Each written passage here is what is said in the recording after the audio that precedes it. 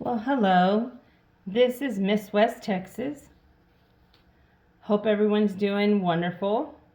And I also hope today find you all safe, healthy, happy, abundant, and prosperous. So, I wanted to come on here and talk about some mythological tales in reference to gold. There are a lot. Trust me, there are a lot of mythological tales leading to gold, referring to gold, learning lessons about gold. But I just picked a few that I found over the internet. And so I just wanted to kind of go over them and talk about something different. So today we are going to be diving into some of the most fascinating mythological tales about gold. Okay?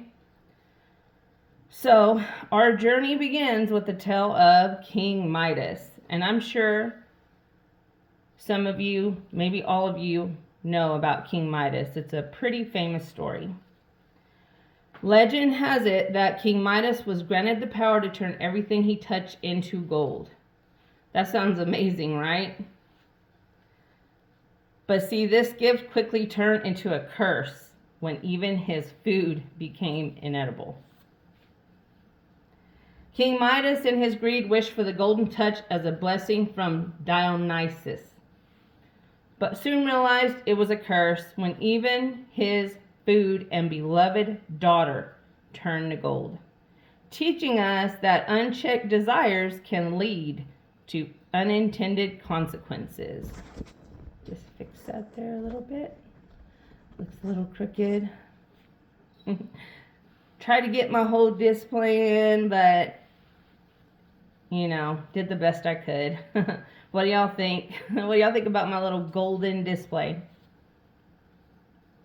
So anyway, he went to beg Dionysus to take it back. He didn't want it anymore. It was doing him no good at all. So the god agreed, and he instructed Midas to wash in the Pactolus River. As he did, the gold flowed from his hands and was gone. This story is a powerful reminder of the dangers of excessive greed for wealth. After King Midas, got rid of his golden hands, he went and kind of lived a quiet life on his own. And then I was reading, the ending of the story is that he upset another god, and I can't remember that god's name, in regards to music. He's like the god of music. He did something to make him mad, and so at the end, he gets the ears of a donkey. Yes, King Midas gets cursed once again, but this time with the ears of a donkey. What do y'all think about that? I mean, that would be dumb to just think about that. To wish that everything you touch turned to gold. Wouldn't common sense kind of kick in and say, well, this may not work out so well for me, but I'm so greedy, I don't care. And then look what happens in the end. He's a nobody, and he's cursed once again. So that also found the story of the golden apples of the Hesperides. I'm probably butchering that, but these mythical apples, guarded by a 100-headed dragon named Landon, were believed to grant immortality to anyone who ate them. This legend highlights the allure of gold as a symbol of eternal life and divine status. So I think that story seems pretty interesting. I may dig a little bit more into it. I'd like to know it. Excuse you, miss. I am so sorry. I have some very rude roommates. Anyway, oh yeah, and they're all late on their rent too. Yeah. So anyway, that's one. There's another one in Greek mythology. Her name was Thea, and she was a Titan goddess of light, sight, and wisdom. She was also the wife of Hyperion, the Titan god of the sun. Thea gave birth to Helios, the sun god, Selene, the moon goddess, and Eos, the dawn goddess. Thea was the goddess who gave gold, silver, and other gems their brilliance. So Thea is supposed to be the god that's responsible for the beauty of gold and silver. She gives it their brilliance, according to Greek mythology. So those are just a few thrown out there. I know there's one about the goose and the golden eggs. I wanted to look that one up, and I should have. But yeah, I know y'all know that story about the goose that lays golden eggs. I think it's maybe Jack and the Beanstalk story. Is that the one where he like climbs up puts the magic beans in the ground, and this big old huge vine grows up, and he climbs it up to like the sky, and there's like a castle. Anyway, y'all know what I'm talking about. I think that's it. I'm sorry.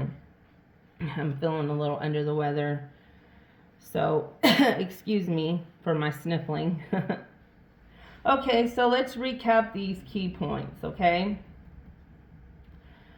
So, symbolism, okay? Gold is often seen as a symbol of wealth, power, immortality, and divine status. That's pretty cool. So, these are the warnings against greed. Stories like King Midas highlight the negative consequences of excessive greed and desire for wealth. And then there's quest narratives. Many mythological tales involve quests to obtain gold, requiring bravery and overcoming obstacles.